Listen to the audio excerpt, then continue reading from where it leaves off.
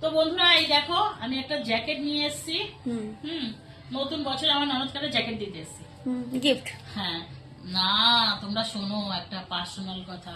আস্তে আস্তে আমার ননদ এই শীতকালে 26-27 টাকা শপিং করেছে, শুধু শীতের পোশাক কিনেছে। তো তার 26-27 টাকা মাইনেও পাই না ভাই অত। এই যে তার মাইনে 3 মাসের মাইনে জমিয়ে করেছে, 4 মাসের মাইনে জমিয়ে করেছে। খাবো কি আর ঘর ভাড়া দেবো কি? ও হয়ে যাবে।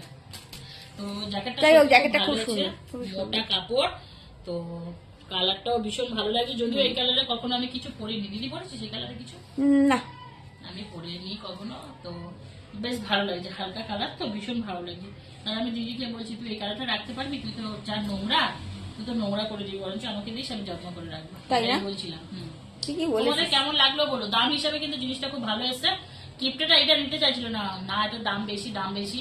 আরে দাম বেশি, জিনিসটাও দেখতে হবে তো, জিনিসটাও তো